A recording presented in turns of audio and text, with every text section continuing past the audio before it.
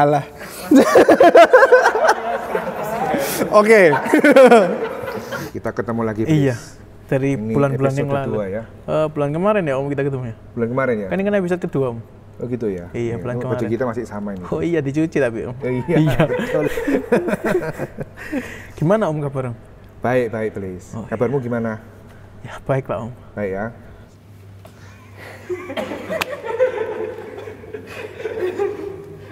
Kenapa Roy? Sayangnya nggak bisa di-cut. Gugup Pak biasa. Ini episode 2 Pak. Oke. Udah ya. seminggu kita nggak ngobrol. Oh gitu ya. Baju belum ganti Pak.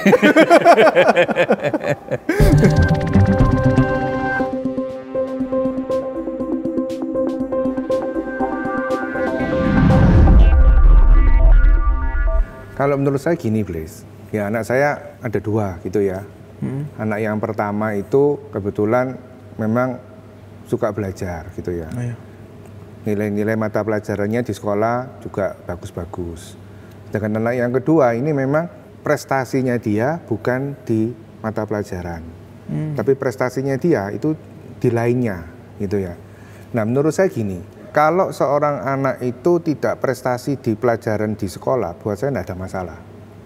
Tapi yang penting yang saya tanamkan ke anak saya adalah sekolah itu harus bertanggung jawab. Bertanggung jawab pada siapa? Yang pertama tanggung jawab dengan Tuhanmu. Yang kedua tanggung jawab dengan orang tua yang menyekolahkan kamu. Nah tanggung jawabnya itu gimana? Ya kalau sekolah harus belajar. Harus masuk sekolah tepat waktu. Nggak boleh bolos. Nah, kalau 3 hal ini sudah dilakukan dengan bertanggung jawab dan dengan baik dan kemudian nilainya masih jelek, ya sudah. Itu kan bukan di luar kemampuan kita. Oh, iya. Nilai dan lain sebagainya itu kan yang menentukan juga Tuhan gitu ya. Yang penting sudah berusaha dan bertanggung jawab. Jadi menurut saya pada saat anak sekolah itu poin yang paling penting adalah pada saat anak itu membentuk life skill-nya dia di sekolah. Bagaimana dia bisa berinteraksi dengan teman-temannya, bagaimana dia bisa bertumbuh bersama-sama dengan temannya, menjadi dirinya sendiri, bisa mengekspresikan dirinya sendiri. Jadi kalau buat saya tidak akan marahin anak yang tidak nilai pelajarannya tidak bagus, saya tidak akan marahin. Karena saya punya keyakinan semua anak itu tidak ada anak yang bodoh. Semua anak itu pasti pintar. Cuman pintarnya itu di bidang yang lain. Ya menurut saya begitu, please. Yang pasti orang tua akan memberikan semangat supaya anaknya bisa meraih yang terbaik. Meskipun setiap anak punya kemampuan yang berbeda-beda, tapi paling enggak orang tua harus memberikan motivasi dan semangat supaya anak bisa melakukan yang terbaik yang bisa dilakukan. Anak itu kan kadang-kadang kalau dari orang tua itu sebagai proud, sebagai kebanggaan gitu ya. Jadi memang orang tua itu pasti akan menuntut anak itu berprestasi. Tapi dia sudah menunjukkan upayanya dan dia masih belum juga meningkat prestasinya. Ya orang tua harus terima dan memberikan support lagi ke anak tersebut. Karena bagaimanapun anak itu unik ya, nggak setiap anak itu sama gitu loh. Jadi saya sebagai orang tua pernah juga jadi anak. Jadi kalau anak itu kemudian dia nggak berprestasi kemudian dibandingkan dengan kakaknya atau saudara yang lain, sakit hati. Dan itu pernah saya alami sehingga saat ini kalaupun saya punya anak yang tidak berprestasi, saya tidak akan membandingkan dengan kakaknya atau siapapun yang berprestasi. Saya meyakini bahwa anak itu unik, bahwa anak itu punya talenta atau kelebihan yang lain yang tidak dimiliki saat ini, mungkin prestasinya kurang baik, tapi dia punya sesuatu yang sebagai orang tua perlu kita gali lagi, apa ya yang menjadi passionnya dia atau yang menjadi kesenangannya dia yang perlu kita tingkatkan. Itu sih menurut saya, Roy. Tapi kalau sebagai orang tua, bangga itu setelah apa sih? Definisi membanggakan itu apa sih? Kebanggaan itu sesuatu yang tidak bisa dinilai dengan uang ya. Jadi kalaupun ada orang tua yang menggebu-gebu, saya bisa memahami menggebu-gebu supaya anaknya itu berprestasi. Karena ada rasa kebanggaan itu yang ya itu dia sudah dianggap waduh anaknya hebat, anaknya cerdas, pinter, dan itu merupakan suatu pujian yang didengar dan itu sangat menyenangkan hati itu loh. Itu yang saya tangkap ya Roy, yang saya tangkap sebagai orang tua. Tapi sebenarnya juga nggak terlalu baik juga sih, saya juga bisa memahami. Tapi itu nggak bisa lepas gitu sebagai orang tua, karena kebanggaan orang tua yaitu anak gitu loh. Karena di mana-mana kalau ketemu dengan temen, ya anakmu sekolah di, anakmu kerja di mana, anakmu prestasinya apa, itu seringkali antar orang tua itu. Orang tua kalau ketemu orang tua ngomongnya, kalau sudah punya anak ngomongnya anak, ya anak itu apa yang bisa dibanggakan dari anak itu lah. Itu lagi ngomongin karir ya Pak ya? Nah pasti itu. Itulah ya latar belakang atau backgroundnya kenapa orang tua itu sangat membanggakan anaknya untuk berprestasi. Beban juga. Ya nanti kamu bisa merasakan kalau kamu sudah jadi orang tua nanti. Ya.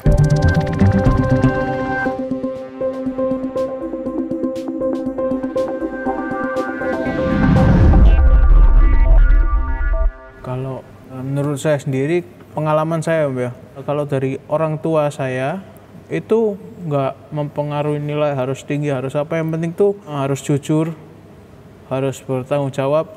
Jujur itu maksudnya orang tua itu terima apapun itu nilaimu, yang penting kamu sudah berusaha, ya itu nggak apa-apa, itu terserah nanti kamu bakal berkembang ke level selanjutnya. Kalau misalnya dari nilai itu terus kamu ibaratnya mau berkembang gitu loh, kalau lihat dari nilai sebelumnya, ya itu orang tua saya seperti itu kebetulan. Tapi nggak tahu kalau misalnya teman-teman yang lain.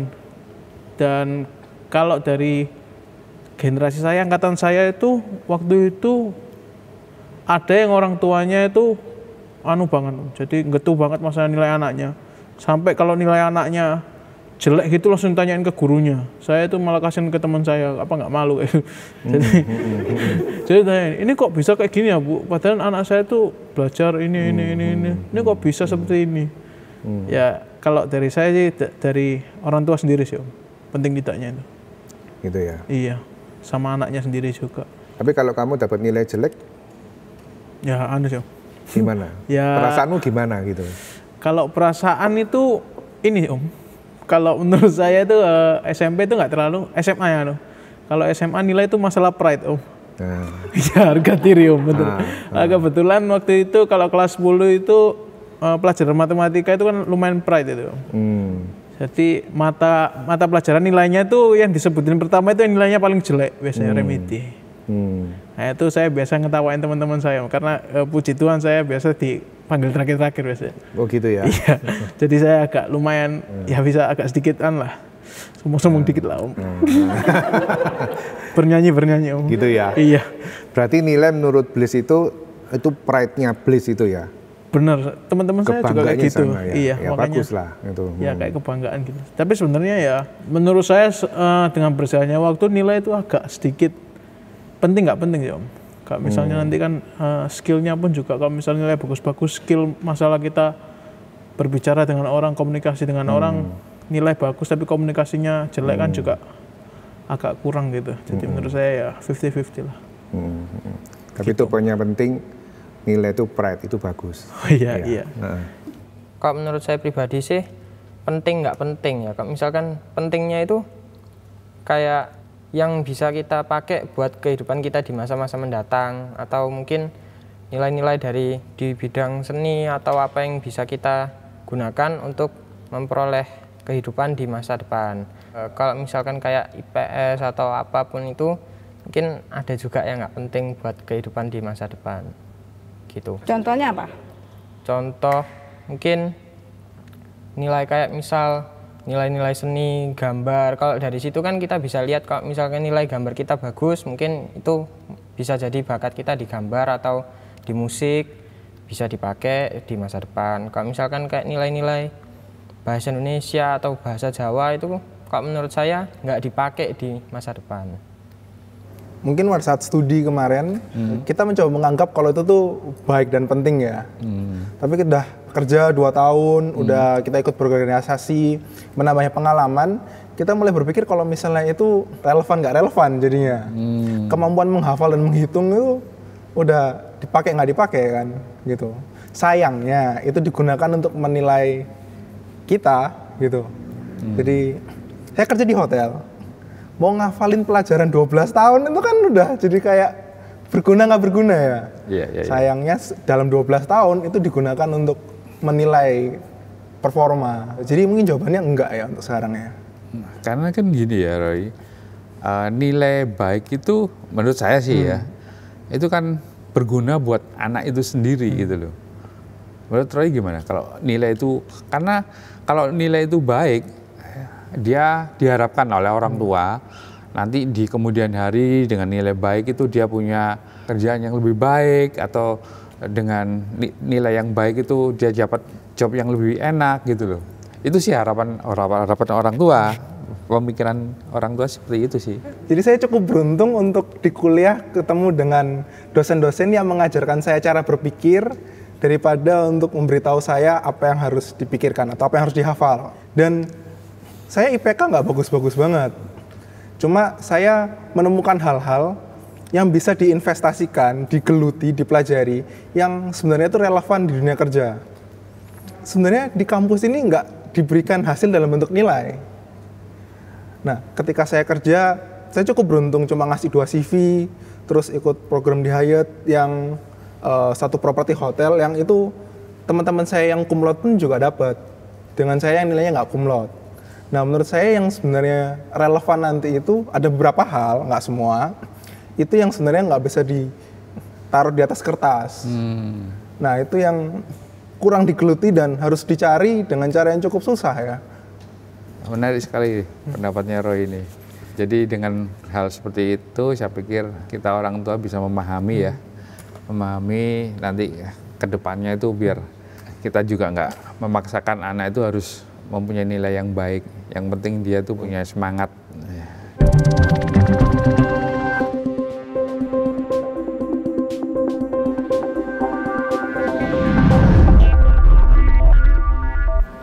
Gini, Bliss. Masalahnya, saya waktu seumurannya Bliss, saya juga sering ikut acara keluarga. Jadi saya bingung jawabnya juga. Oh gitu ya. Iya. Jadi dulu waktu saya, ini anak saya belum sampai seusianya Bliss ya. Anak saya ini usianya masih 14 sama 11 tahun. Jadi masih di bawahnya Bliss ya. Memang saya bisa merasakan lah ya, anak-anak waktu saya seusianya Bliss gitu ya, lebih seneng jalan sama temen daripada sama keluarga, betul nggak? Betul. Betul ya. Saya juga melakukan hal yang sama. Waktu itu saya juga sampai dimarahin orang tua saya. Jadi kalau pertanyaannya itu buat saya, ya mungkin orang tua sudah mulai yaitu memberikan kebebasan anaknya untuk memilih juga mau pergi dengan orang tua atau mau pergi dengan teman. Selama teman-temannya itu baik-baik, buat saya tidak ada masalah. Apalagi kalau teman satu gereja itu lebih paling aman begitu. Karena dulu pun saya waktu seusianya Bliss ya dengan teman-teman KPR itu sering pergi-pergi sampai ke Bromo, naik sepeda motor dan lain sebagainya. Nah itu menurut saya sih ya begitu sih. Jadi saya susah jawabnya itu gimana. Memang itu. rasanya beda memang. Iya. Pergi sama teman sama orang tua. Beda ya. Bener. Betul. Biasanya itu orang tua akan seneng ya kalau acara keluarga itu anak-anaknya ikut semua. Kebetulan kan acara kebersamaan tuh penting. Kalau pergi sendiri-sendiri kayaknya kok nggak lengkap. Karena bagi saya acara keluarga itu justru harus dihadiri semua, orang tua dan anak-anak, nggak bisa sendiri-sendiri. Meskipun tidak harus selalu bersama, tapi diusahakan lebih banyak bersama daripada sendiri-sendiri. Kebetulan di keluarga saya ini hubungan kekerabatan sangat kental. Jadi setiap kali ada kegiatan itu mereka mesti akan menanyakan anaknya. Anaknya kenapa kok nggak diajak? Itu jadi pertanyaan gitu loh. Sehingga hal itu saya coba terapkan di keluarga saya untuk setiap kali ada kegiatan itu saya ajak anak. Tapi ya itu, anak itu ternyata punya agenda sendiri gitu loh. Kadang-kadang yang pada saat kita ada acara, kita ajak, mereka nggak bisa. Kita orang tua agak sewot sih. Wah, kon niku acaramu sekolah gak mari-mari sekarang acara untuk keluarga masa. Nah, hal itu memang di satu sisi kita tuh lebih memperkenalkan anak kita kepada keluarga besar, tapi di sisi lain itu anak punya kegiatan sendiri. Jadi menurut saya ya ada masanya sih Roy. Ada masanya, maksudnya gini. Jadi begitu anak itu kita bisa ngajak, enak itu ketika dia masih usia mungkin sampai SD gitu ya, SD atau kalau SMP sudah agak susah. Jadi mulai SD itu masih bisa, tapi mulai SMP, SMA, apalagi SMA sudah kita kesulitan. Kita kesulitan karena memang dia punya acara sendiri. Sebenarnya kita ngajak itu sebenarnya tujuannya itu untuk satu, dia itu kenal dengan keluarga besarnya, dia bisa bersosialisasi dengan orang-orang yang ada, yang keluarga-keluarga yang lain, sehingga dia tidak egois. Hal-hal itu kita tanamkan ke anak-anak kita semenjak dini. Maksudnya itu sih, kenapa pertemuan-pertemuan ngajak anak itu sangat penting menurut saya. Itu. Tapi anak-anak akrab Pak di rumah sama keluarga besar? Ya, karena sudah mulai dari kecil sehingga mereka sudah memahami. Jadi eyang-eyangnya, kemudian siapa saudara-saudaranya, sepupunya, dia tahu semua akhirnya. Itu sih salah satu kenapa kita memaksa.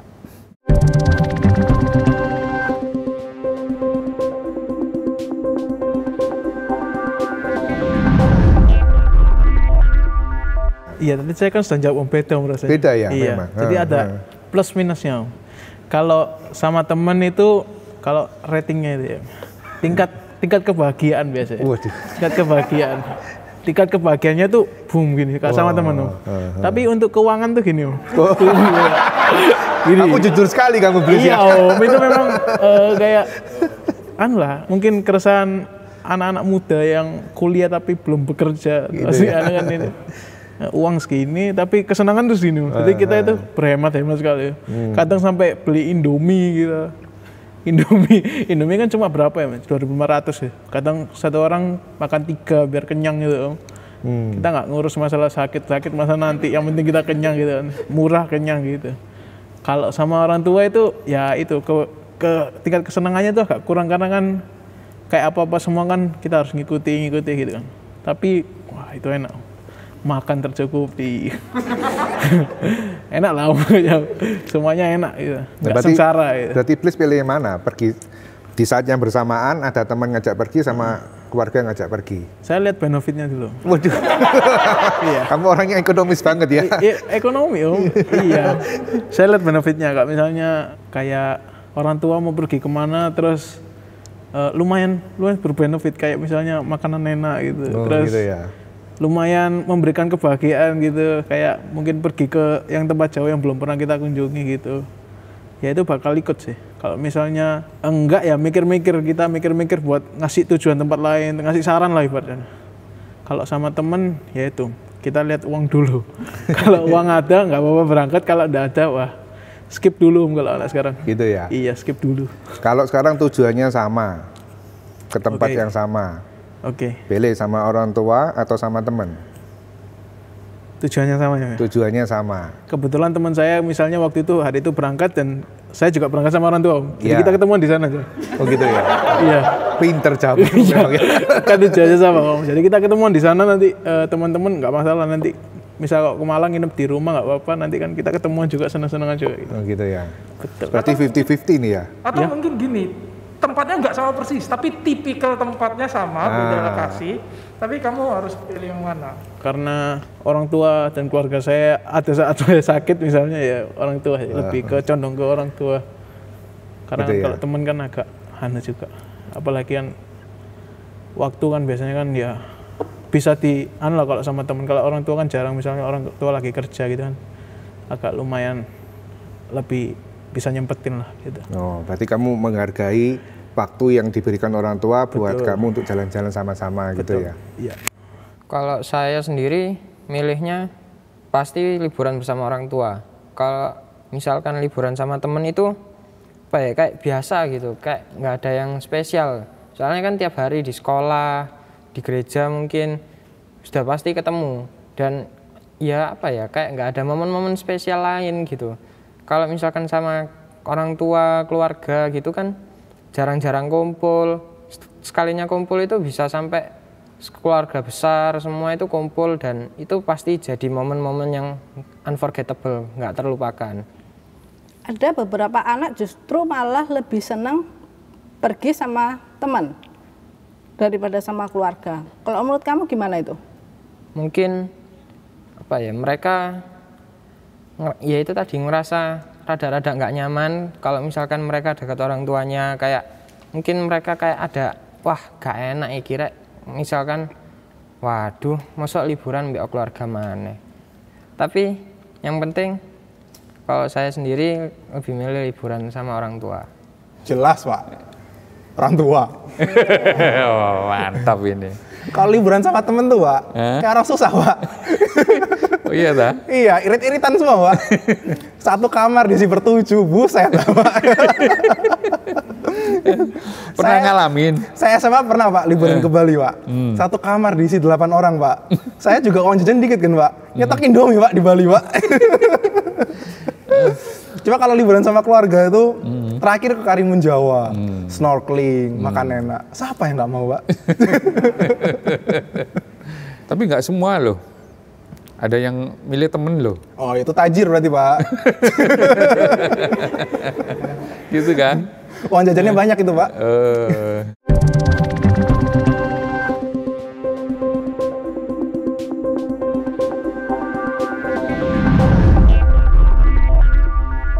Buat saya yang paling berharga itu pada saat saya bisa melihat anak saya itu bahagia. Itu yang paling berharga. Berarti pada saat saya melihat anak saya bahagia itu berarti saya sudah sukses membesarkan mereka. Nah, bahagia ini pun kan arahnya bisa banyak. Ya. Buat saya yang penting itu bahagia. Bahagia menurut anak saya sendiri. Jadi itu pada saat mereka bisa bahagia dalam hidupnya, itu saya sudah merasakan itu hadiah yang paling besar buat saya. Menurut saya sih anak itu harus menghargai orang tua. Mungkin tidak harus nurut semua omongan orang tua ya, karena orang tua pasti kadang-kadang beda pendapat seperti yang tadi. Tapi paling tidak anak harus menghargai dan menghormati orang tua, mengasihi. Misalnya gini, kalau beda pendapat, itu istilahnya anak tidak semena-mena langsung bantah. Tapi dia juga memberikan argumen-argumen yang istilahnya bisa membuat orang tua ngerti. Tidak hanya pokoknya aku mau ini, ya ini. Aku tidak mau istilahnya didikte sama orang tua. Ada anak yang menganggap orang tua serba dikte. Tapi kalau anak mau memberikan pengertian, paling tidak kan orang tua kan zamannya sudah berubah. Nah itu mungkin orang tua akan lebih merasa dihargai. Pendapatnya didengar, tapi belum tentu dituruti. Tapi paling tidak anak memberikan pengertian ke orang tua juga lebih pelan-pelan lah. Hormat. Oh asik. Hormat sama orang tua. Itu sih menurut saya. Jadi anak itu kita sebagai orang tua, kalau ada anak itu menghormati orang tua itu, saya pikir itu sesuatu yang sangat menyenangkan. Kalau hormat ini kan lebih kerasa hormat nih Pak. Kalau hormat tindakan kan nanti kita gini terus. Cuma kalau boleh tahu tindakan konkretnya gitu ini ya? Menunjukkan rasa hormat ini gimana? Jadi gini, kan anak sekarang itu kan bagaimana kita mendidik supaya dia tuh menghargai atau menghormati orang tua. Itu ya menurut saya harus ditanamkan dari awal ya. Jadi mulai awal itu kita harus mengajarkan ke anak-anak itu harus satu menghargai orang yang lebih tua dan hormati orang tua. Soalnya kalau anak itu sudah hormat kepada orang yang kenal gitu, orang yang lebih tua, di kemudian hari ataupun dia di lingkungan yang lebih besar, dia akan melakukan hal yang sama. Dan itu saya pikir sangat diterima oleh setiap orang. Kalau anak muda bisa menghormati orang tua pun akan senang gitu loh. Itu sih yang menurut saya yang berharga, yaitu anak muda itu bisa menghormati atau menghargai orang tua. Tapi pernah nggak sih anaknya Pak Yusuf yang udah dididik dengan baik ini mungkin nggak sadar, terus dia menunjukkan rasa nggak hormat gitu orang tua? Itu ketika kapan sih? Gini, seringkali itu anak itu kan dia tuh kalau bepergian atau pulang malam ya, itu dia tuh nggak pernah cerita, nggak pernah ngomong. Tahu-tahu sudah jam segini kok belum pulang gitu. Nah, Saya tuh mesti ya telepon atau pasti ngomong hubungan. Ya itu saya marah. Nah, tapi itu sering kali berulang-ulang. Tapi ya kembali lagi saya harus menyadarkan bahwa dia harus memberitahu kemanapun dia pergi. Karena apa? Itu meskipun dia sudah besar, udah bekerja, tapi kalau hal-hal yang sepele dia tidak laksanakan, ya kita orang tua ya rasa jengkel juga sih. Jadi istilahnya kalau nggak ada, ya menyampaikan kalau dia itu nggak pulang atau kemana, itu menyampaikan. Ya kita biar nggak, karena kita bukannya menghormati siap gerak gitu, enggak, tapi ya itu lagi komunikasi dengan orang tua yang baik gitu.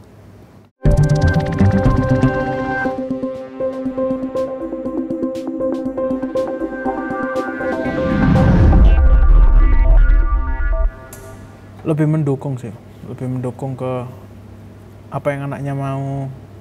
Jadi nggak harus dalam satu patokan, misal orang tua pengen ini, tapi nggak tahu ya, orang tua saya dukung, saya bingung jawabnya ini.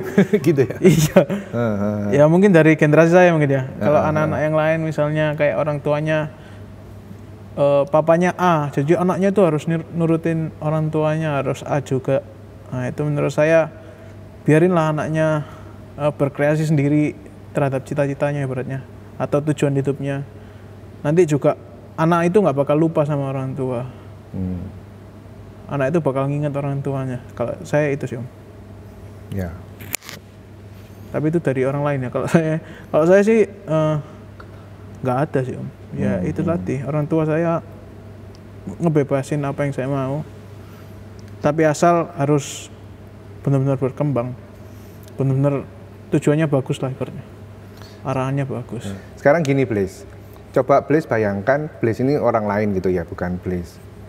Dimana Blaise ini punya, bukan Blaise ya, orang lain ya, bukan Blaise. Itu punya tujuan yang tujuan hidup yang tidak bagus gitu semuanya. Nah menurut Blaise, apa itu yang mau, yang diinginkan ke orang tua gimana? Jadi contoh gini nih, ini Blaise kan orang tua selalu support gitu kan ya, semua yang Blaise inginkan pasti support orang tua. Nah sekarang coba bayangkan Blaise ini orang lain ini, orang lain yang tujuan hidupnya ini tidak bagus gitu, maksudnya tidak punya tujuan hidup lah ya. Kalau Blaise ini kan baik, memang saya pasti yakin 100% tujuan hidupnya Blaise semua baik, makanya orang tua pasti support. Nah kalau tujuan hidupnya itu tidak baik, terus tiba-tiba orang tua nggak support. Contoh nih, yang lebih kerucut lagi. Yang lebih kerucut lagi ya. Contoh nih, kalau seorang anak ini minta ke orang tuanya, minta dibeliin sepeda motor. Nah, tapi sepeda motornya itu nanti dibuat balapan liar gitu. Orang tuanya kan pasti nggak support. Nah, menurut Blaise bagaimana pendapatnya Blaise? Kalau saya di sisinya anak itu, sisinya anak itu, ya saya harus berubah sih Om. Kayak misalnya, kalau menurut saya memang kita harus ngikutin orang tua kalau misalnya anaknya seperti itu. Karena itu kan juga bukan dari segi orang tua, juga dari anak kan juga harus ikut ambil alih, karena kan ini kan punya badan kita sendiri nih, kita yang ngatur ini. Jadi kita harus ngubah mindset itu, ngubah tujuan itu biar sama-sama baik lah, sama-sama menguntungkan gitu. Orang tua kasih ini, kita harus juga gunakan sebaik mungkin. Jadi ya ibaratnya mutualisme lah, simbiosis mutualisme. Simbiosis mutualisme. Iya. Mungkin apa ya, kayak ruang kebebasan gitu. Kayak misalkan kita mungkin ada yang orang tuanya terlalu ngekang gitu ya, harus ini itu, dan semuanya itu harus dituruti. Dan mungkin itu yang diperlukan tuh kayak ruang kebebasan. Misal kita nggak pengen yang dimau orang tua kita itu, tapi kita dipaksa untuk melakukan itu. Akhirnya kan kita melakukan itu kayak aras-arasan, males-malesan, terus hasilnya pun jadi ngawur. Kalau orang tua sekedar ngasih pendapat atau sekedar saran? Kalau pendapat, saran masih nggak apa-apa, bisa diterima. Tapi kalau misalkan kayak yang udah maksa-maksa banget, terus kayak kamu harus gini, kayak diktator gitu, kita juga jadi amburadul nanti. Menurut kamu anak itu harus terbuka enggak sama orang tua? Kalau terbukanya itu misalnya menyampaikan unek-unek atau curhat apapun lah, menurut kamu penting enggak? Oh, kalau unek-unek itu ya harus ya rasanya ya. Soalnya kan selain mungkin kalau misalkan kita di luar, kita punya sahabat atau teman yang lain yang bisa jadi tempat curhat kita, yang bisa memberikan solusi itu ya pasti keluarga kita sendiri itu kan, yang ada di rumah, mungkin kakak, adik, atau mama papa mungkin. Jadi kalau menurut saya menyampaikan unek-unek terbuka buat orang tua itu penting. Nggak tahu gimana caranya. Cuma kalau Bim salah Bim bisa akrab dan nyambung itu asik kali ya. Oh gitu ya. Soalnya lucu juga kalau misalnya bertikai terus gitu loh. Kan kelakuan udah ikut genetik orang tua ya. Tiap hari orang bilang, ih mirip bapaknya ya. Lalu diomelin terus lah, kelakuan kan ya mirip kamu itu loh. Jadi kalau nyambung gitu, nggak tahu telepati atau gimana gitu, rasanya asik juga ya. Jadi dalam artian nyambung itu komunikasi yang baik Iya, gitu. saling paham. Oh.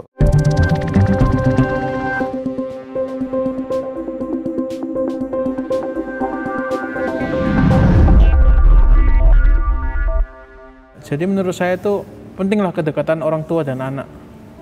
Itu pentingnya. Jadi kalau misalnya dari kita suportif, dari anak yang suportif tapi orang tuanya nggak support, agak kurang. Tapi dari sisi lain, kalau orang tuanya support tapi anaknya memble nggak support, ibaratnya ya aras-arasan lah, itu juga agak nggak bakal jalan gitu loh. Jadi ya kayak tadi itu jawaban saya, simbiosis mutualisme. Jadi keduanya itu harus jalan bebarengan agar mencapai tujuan yang wow. Ya kalau menurut saya anak-anak seusia Blaise ini memang usia-usia yang kalau buat saya itu usia-usia eksplosif ya. Jadi ini meledak gitu semuanya. Jadi semangatnya, pemikirannya, kreativitasnya itu semuanya itu di usia-usia inilah ya. Jadi yang menurut saya yang paling berharga adalah ya mereka ini generasi-generasi penerus kita. Ya mereka ini adalah anak-anak yang harus kita support ya selama itu positif. Kita support apapun yang mereka inginkan selama itu di jalan yang benar. Kita harus support supaya mereka ini semakin lama semakin bertumbuh dengan baik dan mereka bisa semakin berkembang dan menjadi anak yang berguna untuk bangsa dan negara. Mungkin lebih orang tua itu lebih ingin dihargai.